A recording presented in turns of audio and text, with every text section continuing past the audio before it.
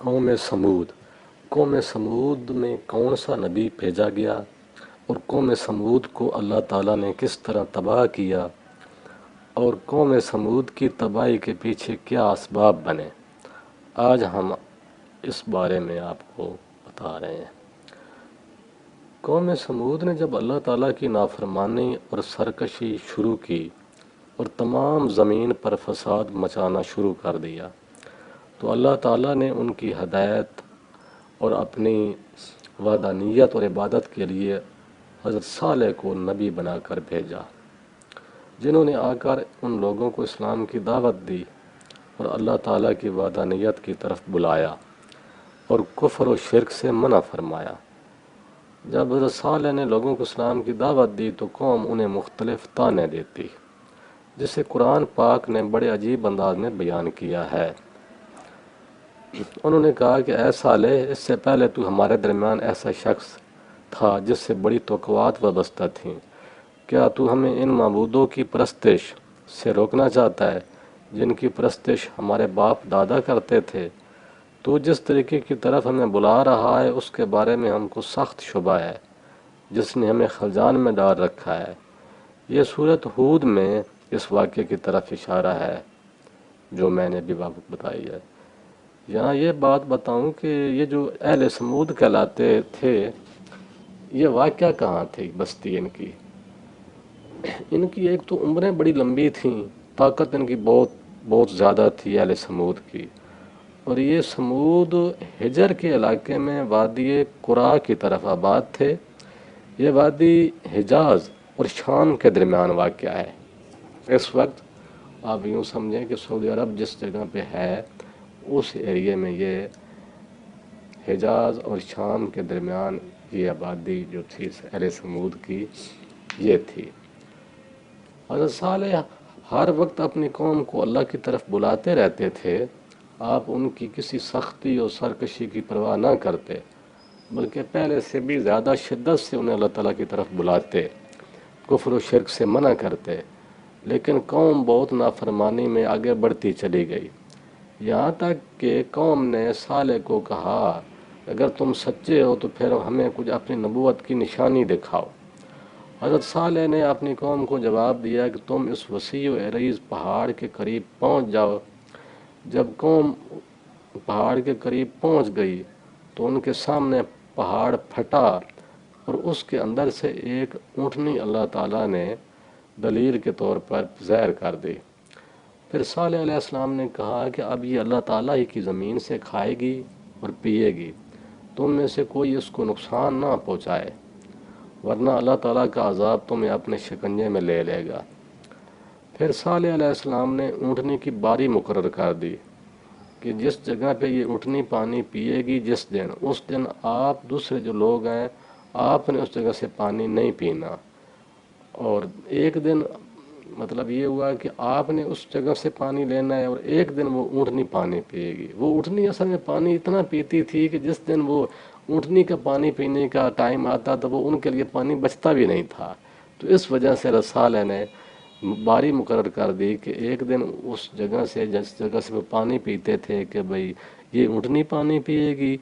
اور ایک دن تم اس جگہ سے جو باقی لوگ ہیں تم اس جگہ سے پانی پیو گے۔ تو اس کا تھوڑا اشارہ قرآن کریم میں سورۃ شعراء میں بھی ہے کہ یہ اللہ تعالیٰ کی اونٹنی تمہارے لیے ایک نشانی کے طور پر ہے، لہذا اسے چھوڑ دو کہ خدا کی زمین میں چرتی پھرے، اس کو کسی برے ارادے سے ہاتھ نہ لگانا، ورنہ ایک دردناک عذاب تمہیں پکڑ لے گا۔ لیکن وہ جو قوم تھی وہ سرکشی میں بہت زیادہ بڑی ہوئی تھی، ان کی عمریں بڑی تھیں، رہائش گاہیں بڑی مضبوط تھیں، تو انہوں نے جب دیکھا کہ پانی تو ہمارے لیے یہ جس دن یہ اونٹنی پانی پیتی ہے ہمارے لیے مسئلہ بن جاتا ہے، تو انہوں نے پھر ارادہ کیا، صلاح مشورے شروع کر دیے کہ کسی نہ کسی طریقے سے اس اونٹنی سے جان چھڑائی جائے۔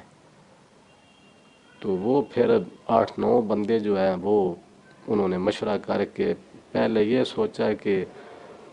صالح علیہ السلام کو بھی قتل کر دیا جائے اور اونٹنی کو بھی قتل کر دیا جائے۔ پھر انہوں نے مشورہ کیا کہ پہلے اونٹنی کو قتل کر دیا جائے پھر صالح علیہ السلام کو قتل کر دیا جائے۔ تو پھر اس نیت سے وہ ایک دن صالح علیہ السلام کے قتل کرنے کے ارادے سے رات کو چھپ گئے جہاں جس جگہ پہ صالح علیہ السلام رہتے تھے، تو وہ ایک پتھر کے ساتھ چھپ کے بیٹھ گئے۔ اللہ تعالیٰ نے اس پتھر کو حکم دیا، وہ پتھر انہیں کے اوپر آ گیا اور وہ اسی پتھر کے نیچے آ کے مر گئے۔ وہ 8-9 بندے تھے جو اس بستی کے امیر لوگ تھے نا، ان کا ذکر قرآن میں بھی ہے۔ بندے تو وہ اس طرح ختم ہو گئے، تو جب انہوں نے ان کو نہیں سمجھ آئی، پھر بھی بغاوت ان کی برقرار رہی، تو انہوں نے پھر اونٹنی کو بھی قتل کر دیا۔ اس کے بعد اللہ تعالیٰ کی طرف سے صالح علیہ السلام کو وحی آئی کہ اب ان کو بتا دو کہ اب تمہارے لیے جو ہے وہ 3 دن ہے، 3 دن میں جو کچھ کام کرنے ہیں، کوئی توبہ کرنی ہے تو کر لو، 3 دن کے بعد تم پر عذاب آ جائے گا، اور وہ تمہارا جو کوئی بندہ بھی یہاں پھر نہیں بچے گا۔ اور اس علامت کے طور پر یہ بھی فرمایا کہ پہلے دن تمہارے چہرے زرد ہو جائیں گے، اور دوسرے دن سرخ ہو جائیں گے، اور تیسرے دن سیاہ ہو جائیں گے۔ تو اسی طرح جب قوم سمود جب پہلی صبح کو اٹھی تو ان کے چہرے زرد تھے، جیسے ان کے چہروں پر ہلدی مال دی گئی ہو۔ جب شام کا وقت ہوا تو سب مل کر چیخنے لگے کہ ہائے ایک دن گزر گیا، لیکن توبہ انہوں نے پھر بھی نہیں کی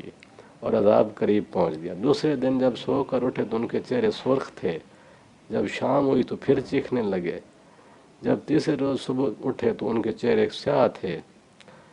تو پھر وہ انہوں نے بڑی چیخ پکار کی۔ تو پھر انہوں نے اپنی ذہنی طور پر تیاری کر لی، انہوں نے اپنے جسموں پر کفن لپیٹ لیا اور اپنے جسموں پر خوشبو بھی لگا لی۔ تو اللہ تعالیٰ کا عذاب آیا، آسمان کی طرف سے جو عذاب آیا وہ اس طرح آیا کہ ایک دم آسمان سے جو ہے نا وہ ایک چیخ کی آواز آئی اور ان کے دل جو ہے وہ پھٹ گئے۔ اسی وجہ سے اس واقعے کو ایک دفعہ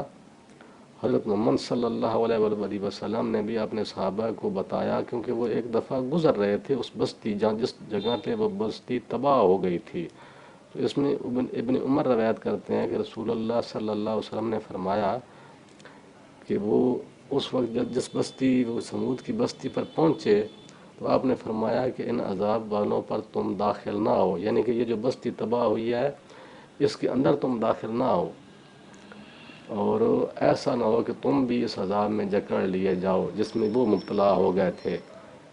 جابر بن عبداللہ روایت کرتے ہیں کہ رسول اللہ صلی اللہ علیہ وسلم جس وقت حجر کی بستی میں داخل ہوئے تو اللہ تعالیٰ کی حمد و ثنا کی، پھر کہا کہ تم رسولوں سے معجزات طلب نہ کیا کرو،